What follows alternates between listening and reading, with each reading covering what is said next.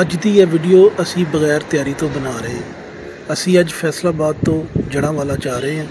ਕਿਸ ਮਕਸਦ ਵਾਸਤੇ ਜਾ ਰਹੇ ਹਾਂ ਔਰ ਕਿੱਥੇ ਜਾ ਰਹੇ ਹਾਂ, ਆਓ ਅਸੀਂ ਅੱਜ ਤੁਹਾਡੇ ਨਾਲ ਸਾਂਝ ਕਰਨੇ ਹਾਂ।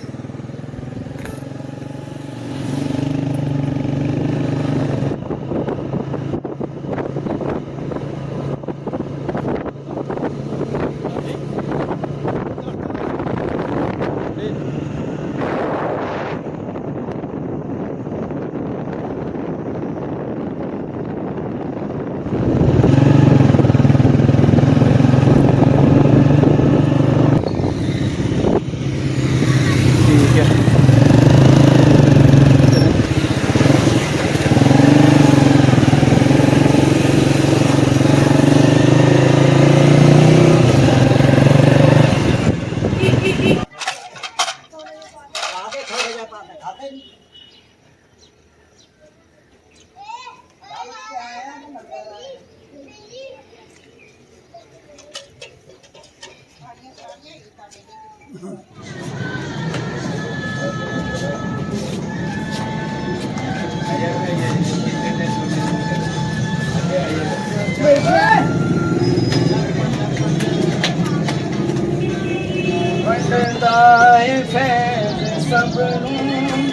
असकर अली पीर सोना सखियां दवी सखियां दवी सखी असकर अली पीर सोना बताया पनु हालांदा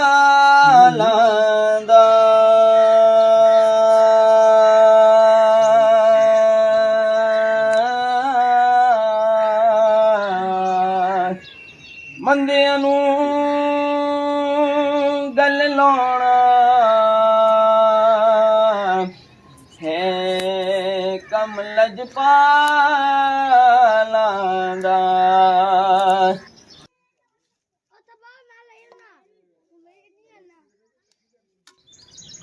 ਸੋਹਣੇ ਰੱਬ ਦੇ ਸੋਹਣੇ ਨਾਮ ਨਾਲ ਆਗਾਜ਼ ਕਰਨੇ ਜਿਹੜਾ ਬੜਾ ਹੀ ਮਿਹਰਬਾਨ ਹੈ। ਅੱਲਾਹ ਤਾਲਾ ਦੀਆਂ ਤਮਾਮ ਮਖਲੂਕਾਂ ਨੂੰ ਮੇਰਾ ਸਲਾਮ। ਅੱਜ ਈਦ ਦਾ ਦੂਸਰਾ ਦਿਨ ਹੈ ਤੇ ਮੈਂ ਦੁਆ ਗੋ ਹਾਂ ਅੱਲਾਹ ਤੁਹਾਡਾ ਈਦ ਦਾ ਇਹ ਦੂਸਰਾ ਦਿਨ ਖੁਸ਼ੀਆਂ ਭਰਿਆ ਗੁਜ਼ਾਰੇ। ਦੋਸਤੋ, ਅੱਜ ਮੈਂ ਆਪਣੇ ਮੁਰਸ਼ਿਦ ਹਜ਼ੂਰ ਦੇ ਦਰਬਾਰ ਤੇ ਹਾਜ਼ਰ ਹੋਇਆ।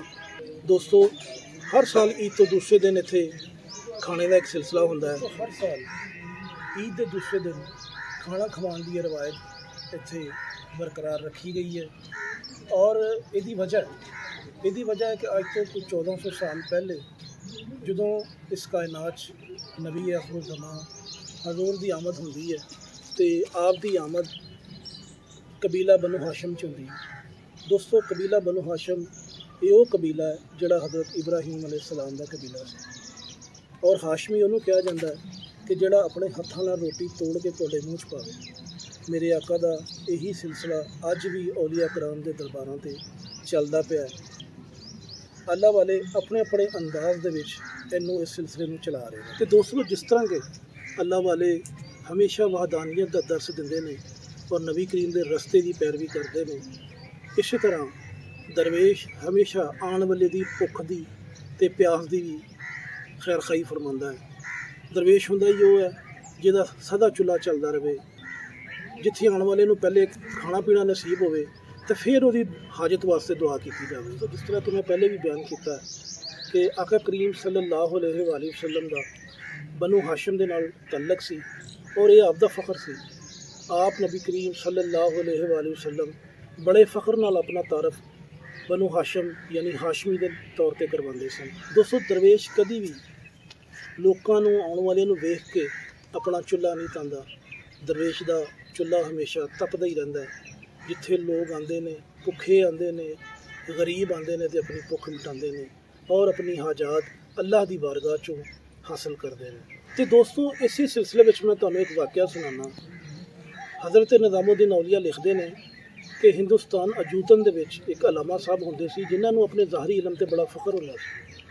ਉਹ ਅਕਸਰ ਬਾਬਾ ਫਰੀਦ ਸਾਹਿਬ ਦੀ ਬਾਰਗਾਹ 'ਚ ਹਾਜ਼ਰ ਹੁੰਦੇ ਸੀ ਤੇ ਉੱਥੇ ਵਾਜ਼ ਦਾ ਸਿਲਸਿਲਾ ਕਰਦੇ ਸੀ, ਤਬਲੀਗ ਦਾ ਸਿਲਸਿਲਾ ਕਰਦੇ ਸੀ, ਬਿਆਨ ਦਾ ਸਿਲਸਿਲਾ ਕਰਦੇ ਸੀ। ਕਿਉਂਕਿ ਉਹਨਾਂ ਕੋਲ ਜ਼ਾਹਰੀ ਇਲਮ ਬੜਾ ਹੁੰਦਾ ਸੀ, ਬੜੇ ਮਾਹਰ ਹੁੰਦੇ ਸੀ। ਇਸੇ ਤਰ੍ਹਾਂ ਹੀ ਇੱਕ ਦਿਨ ਹਜ਼ਰਤ ਬਾਬਾ ਫਰੀਦ ਸਾਹਿਬ ਨੇ ਉਹਨਾਂ ਨੂੰ ਪੁੱਛਿਆ ਕਿ ਅਲਾਮਾ ਸਾਹਿਬ ਇਹ ਦੱਸੋ ਕਿ ਦੀਨ ਦੇ ਕਿੰਨੇ ਰਕਾਨ ਨੇ, ਇਸਲਾਮ ਦੇ ਕਿੰਨੇ ਰਕਾਨ ਨੇ। ਤੇ ਅਲਾਮਾ ਸਾਹਿਬ ਫਰਮਾਨ ਲੱਗੇ ਕਿ ਦੀਨ ਦੇ 5 ਰਕਾਨ ਨੇ, ਤੁਹਾਨੂੰ ਇੰਨਾ ਵੀ ਨਹੀਂ ਪਤਾ ਕਿ ਦੀਨ ਦੇ 5 ਰਕਾਨ ਨੇ। ਆਪਨੇ ਫਰਮਾਇਆ ਕਿਹੜੇ ਕਿਹੜੇ? ਤੇ ਉਹ ਅਲਾਮਾ ਸਾਹਿਬ ਕਹਿਣ ਲੱਗੇ ਤੌਹੀਦ, ਨਮਾਜ਼, ਰੋਜ਼ਾ, ਹਜ ਤੇ ਜ਼ਕਾਤ। ਤੇ ਦੋਸਤੋ ਇਹ ਜਵਾਬ ਸੁਣ ਕੇ ਬਾਬਾ ਫਰੀਦ ਸਾਹਿਬ ਫਰਮਾਨ ਲੱਗੇ ਅਲਾਮਾ ਸਾਹਿਬ ਮੈਂ ਤਾਂ ਇਹ ਸੁਣਿਆ ਵਾ ਕਿ ਦੀਨ ਦੇ 6 ਰਕਾਨ ਨੇ ਪਰ 6ਵਾਂ ਰੁਕਨ ਰੋਟੀ ਹੈ। ਉਹ ਕਹਿਣ ਲੱਗੇ ਅਸਤਗਫਿਰullah। ਉਹਨਾਂ ਨੇ ਬੜੇ ਤਕਬਰਾਨਾ ਅੰਦਾਜ਼ ਦੇ ਵਿੱਚ ਆਪ ਦੀ ਤਰਦੀਦ ਕੀਤੀ ਔਰ ਕਹਿਣ ਲੱਗੇ ਕਿ ਅਸੀਂ ਤਾਂ ਕਦੀ ਵੀ ਕਿਤੇ ਨਹੀਂ ਪੜ੍ਹਿਆ ਕਿ ਦੀਨ ਦੇ 6 ਰਕਾਨ ਨੇ, ਤੁਸੀਂ ਕਿੱਦਾਂ ਕਹਿੰਦੇ ਹੋ? ਤੇ ਉਹ ਬੜੇ ਗੁੱਸੇ ਦੇ ਨਾਲ ਉਹਨਾਂ ਨੇ ਕੁਰਾਨ ਦੀ ਆਇਤ ਪੜ੍ਹੀ ਜਿਹਦਾ ਮਫਹੂਮ ਇਹ ਸੀ ਜਦੋਂ ਤੁਸੀਂ ਕਿਸੇ ਕੌਮ ਦੇ ਅੰਦਰ ਤਬਲੀਗ ਕਰ ਲਓ ਔਰ ਉਹ ਜ਼ਾਲਮ ਹੋਣ ਤੇ ਉਹਨਾਂ ਵਿੱਚ ਮਤ ਬੈਠੋ।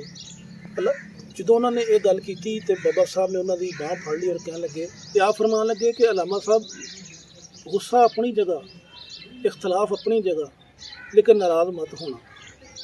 ਖੈਰ ਉਹ ਕਈ ਦੇਰ ਆਪ ਦੀ ਬਾਰਗਾਹ 'ਚ ਨਾ ਆਏ। ਹੋਇਆ ਇਸ ਤਰ੍ਹਾਂ ਕਿ ਕੁਝ ਅਰਸੇ ਤੋਂ ਬਾਅਦ ਉਹਨਾਂ ਨੇ ਹੱਜ 'ਤੇ ਜਾਣਾ ਸੀ ਤੇ ਉਹ ਹੱਜ 'ਤੇ ਚਲੇ ਗਏ ਜਿੱਥੇ ਉਹਨਾਂ ਨੇ ਕਾਫੀ ਸਾਲ ਗੁਜ਼ਾਰੇ। ਲੇਕਿਨ ਉਹਦੇ ਵਿੱਚ ਇਸ ਦੌਰਾਨ ਇੱਕ ਵਾਕਿਆ ਪੇਸ਼ ਆ ਗਿਆ ਕਿ ਉਹ ਜਦੋਂ ਸਮੁੰਦਰ ਦੇ ਜ਼ਰੀਏ ਜਾ ਰਹੇ ਸਨ ਸਫ਼ਰੇ ਹੱਜ ਦੇ ਉੱਤੇ ਤੇ ਕੁਝ ਵਾਕਿਆ ਇਹੋ ਜਿਹਾ ਹੋਇਆ ਕਿ ਉਹਨਾਂ ਦੀ ਕਸ਼ਤੀ ਨੂੰ ਹਾਦਸਾ ਪੇਸ਼ ਆ ਗਿਆ ਔਰ ਉਹ ਕਿਸੇ ਤਰ੍ਹਾਂ ਬਚਦੇ ਬਚਾਉਂਦੇ ਇੱਕ ਕਿਨਾਰੇ ਤੱਕ ਪਹੁੰਚ ਗਏ। ਉਹ ਜਿਸ ਕਿਨਾਰੇ ਤੇ ਪਹੁੰਚੇ ਉੱਥੇ ਕੋਈ ਵੀ ਨਹੀਂ ਸੀ ਹੈ, ਉਹ ਇਕੱਲੇ ਸੀ। ਦੋਸਤੋ ਕਈ ਦਿਨ ਭੁੱਖਿਆਂ ਲੰਘ ਗਏ। ਉਹ ਬਿਲਕੁਲ ਉਹਨਾਂ ਨੂੰ ਆਪਣੀ ਜਾਨ ਦੇ ਲਾਲੇ ਪੈ ਗਏ ਕਿਉਂਕਿ ਖਾਣ ਪੀਣ ਨੂੰ ਉਹਨਾਂ ਦੇ ਕੋਲ ਕੁਛ ਵੀ ਨਹੀਂ ਸੀ। ਅਖੀਰ ਹੋਇਆ ਇਸ ਤਰ੍ਹਾਂ ਕਿ ਕਿਸੇ ਇੱਕ ਦਿਨ ਫਿਰ ਇੱਕ ਅਜਨਬੀ ਦਾ ਆਉਣਾ ਹੁੰਦਾ ਹੈ, ਉਹਨਾਂ ਕੋਲ ਰੋਟੀ ਹੁੰਦੀ ਹੈ, ਉਹ ਉਹਨਾਂ ਨੂੰ ਮਿਲਦੇ ਨੇ, ਉਹ ਭੱਜ ਕੇ ਉਹਨਾਂ ਨੂੰ ਲਪਕਦੇ ਨੇ, ਉਹਨਾਂ ਨੂੰ ਦੌੜਦੇ ਨੇ ਔਰ ਜਾ ਕੇ ਉਹਨਾਂ ਨੂੰ ਕਹਿੰਦੇ ਨੇ ਕਿ ਮੈਨੂੰ ਰੋਟੀ ਦੇ ਦਿਓ।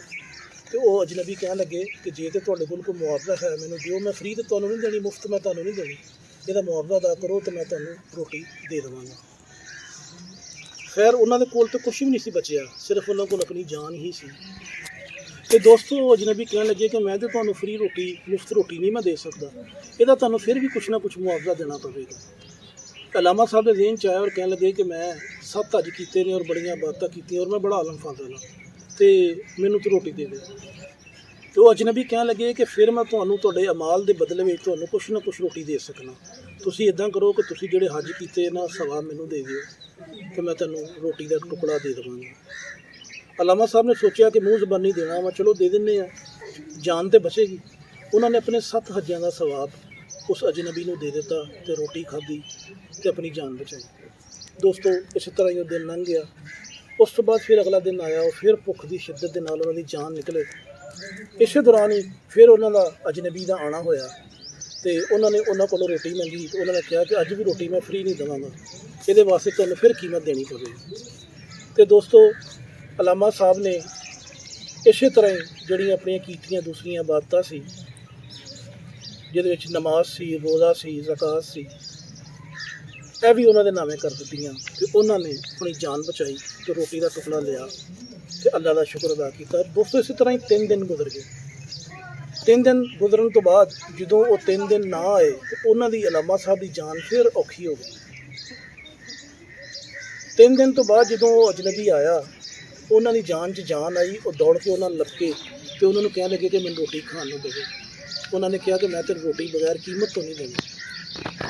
ਉਹ ਅਲਾਮਾ ਸਾਹਿਬ ਕਹਿਣ ਲੱਗੇ ਕਿ ਮੈਂ ਤਾਂ ਤੈਨੂੰ ਸਾਰੇ ਆਪਣੇ ਅਮਾਲ ਜਿਹੜੇ ਉਹ ਦੇ ਬੈਠਾ ਹਾਂ, ਸਭ ਦਾ ਸਵਾਬ ਤੈਨੂੰ ਮੈਂ ਤੇਰੇ ਨਾਵੇਂ ਕਰ ਚੁੱਕੀ ਹਾਂ, ਹੁਣ ਤਾਂ ਮੇਰੇ ਕੋਲ ਕੁਛ ਵੀ ਨਹੀਂ। तो अजनबी कहने लगे फिर इस तरह करो, लो कागज़, ये उत्ते सारिया जेड़े तुसीं मैनूं अमाल मेरे नाम कीते ना लिख के दे दिओ तो मैं तैनूं रोटी दे देना। उन्होंने बाकायदा तौर पर लिख के सारा सवाब वो अमाल उन्होंने नामे कर दिते, उस अजनबी के नामे कर दिते तो रोटी खाधी तो अल्लाह का शुक्र अदा किया कि अपनी जान बचाई। 203 दिन तो बाद वो अजनबी गायब हो गए, फिर उन्होंने आना ना होया। अखीर अगले दिन एक जहाज़ आता है जिन्हों देख के वो अलामा साहब जोड़े ने किनारे वाल अपना हथ हिलाते हैं, कोई कपड़ा से उन्होंने कोल, उन्होंने कपड़ा हिलाया। वो दोस्तों अल्लाह की करनी इस तरह सी कि हिंदुस्तानों एक जहाज़ हज के वास्ते ही वापस आ रहा सी हाजियां नूं लैके, तो उन्होंने जो उन्होंने अलामा साहब नूं किनारे दे किसी नूं देखिया तो उन्होंने कश्ती भेजी तो उन्होंने भी नाल लै लिया। ਤੇ ਦੋਸਤੋ ਇਸ ਤਰ੍ਹਾਂ ਉਹਨਾਂ ਦੀ ਜਾਨ ਬਚ ਗਈ। ਉਹ ਜਦੋਂ ਜਾਨ ਬਚਾ ਕੇ ਦੁਬਾਰਾ ਵਾਪਸ ਅਜੂਦਨ ਆਏ ਤੇ ਦੁਬਾਰਾ ਉਹ ਕਿਤੇ ਉਹਨਾਂ ਦਾ ਟੱਕਰਾ ਜਨਾਬ ਬਾਬਾ ਫਰੀਦ ਸਾਹਿਬ ਦੇ ਨਾਲ ਹੋਇਆ। ਬਾਬਾ ਫਰੀਦ ਸਾਹਿਬ ਨੇ ਉਹਨਾਂ ਨੂੰ ਪੁੱਛਿਆ ਕਿ ਸੁਣਾਓ, ਇੰਨੇ ਦਿਨ ਇੰਨਾ ਅਰਸਾ ਤਕਰੀਬਨ ਕੋਈ 7 ਸਾਲ ਦਾ ਅਰਸਾ ਗੁਜ਼ਰ ਗਿਆ, ਤੁਸੀਂ ਹੁਣ ਆਏ ਹੋ, ਹਜੇ ਵੀ ਤੁਸੀਂ ਮੇਰੇ ਨਾਲ ਨਾਰਾਜ਼ ਹੋ। तो अलामा साहब कहने लगे जी मैं दर हकीकत हज ते गया सी, हज की सादत हासिल करने गया सी ते इस वजह तो मैं नहीं आ सकिया। तो बाबा साहब फरमान लगे अच्छा अलामा साहब तुहाडा साडा इख्तलाफ सीगा कि दीन दे किन्ने रकान ने, हुण दसो किन्ने रकान ने। वो अलामा साहब फिर तकबराना अंदाज कहने लगे जी कि 5 ही रकान ने। आपने फरमाया अच्छा तुसी हजे भी नहीं मन्ने कि दीन का छठा रुकन रोटी है। वो खामोश हो गए। तो इस दौरान बाबा फरीद साहब ने वो कागज़ कढ़ के दिखाया जिहदे उत्ते उन्होंने अपने तमाम अमाल रोटी के बदले वो अजनबी के नावें ला दिते सी। ते दोस्तों जो अलामा साहब ने वो लिखिया होया अपना कागज़ देखिया, उन्हों का सारा तकबर खाक च मिल गया। वो गल नूं समझ के जिहड़ी गल बाबा फरीद साहब समझाना चाहते सन ते वो उन्हां दे बाबा साहब के कदमां च गिर गए ते बहुत ही रोए। अलामा साहब मन गए सी। उन्होंने बाबा साहब के सामने इकरार किया कि वाकई दीन का 6वां रुकन वो रोटी है। दोस्तों भुख बंदे नूं काफर बना देंदी है। अल्लाह वाले दे डेरियां ते नेक लोकां दे घरां च उन्हां दे डेरियां ते जगह जगह ते खाने का इसे गल्लों इस्तेमाल किया जाता वा ताकि आम बंदियां नूं साडे घरे गुनाहगारां नूं काफर होने तो बचाया जाए।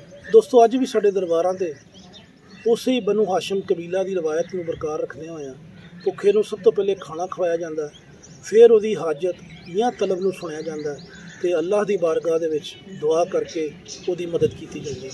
मेरे मुर्शिद फरमाते होंदे सन कि जदों भी किसी ने आप दे कोल हाज़र होना तो आपने फरमाना, थोड़े अरसे के बाद जो उन्हें अपनी गलबात कर लेनी, अपना दुख सुना लेना तो आपने अल्लाह की बारगाह च दुआ कर देनी और अपने कोलों मदद करनी। यकीन करना मेरे मुर्शिद अपने कोलों लोगों की मदद फरमाते सी ते आउण वाले दी सब तो पहले रोटी ते पानी के नाल खातर तवज्जो करते सी ते फिर उसदी गल सुनते सी।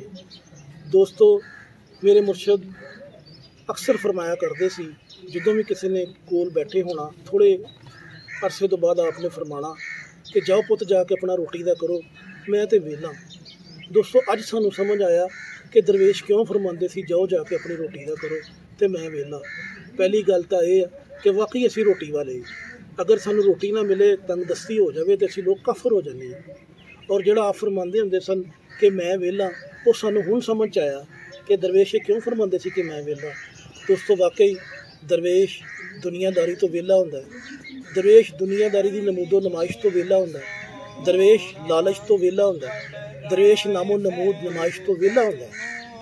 दोस्तों दरवेश उन्होंने कहते हैं जोड़ा देण वाला होवे, लैण वाला दरवेश कभी भी नहीं होंदा, हमेशा दूसरों देण वाला दरवेश होंदा है। दरवेश हमेशा लोगों के वास्ते आसानियां पैदा करता है, दरवेश हमेशा लोगों को खैर तकसीम करता है। दोस्तों मैं दुआ करना कि अल्लाह ताला तुहाडे हर काम च खैर फरमावे और तुहानू दूसरों वास्ते खैर का वसीला बना देवे। दोस्तों जे तो तुहानू मेरी वीडियो अच्छी लगी अज दी, इनू सबसक्राइब जरूर करना, लाइक करना ते शेयर करना।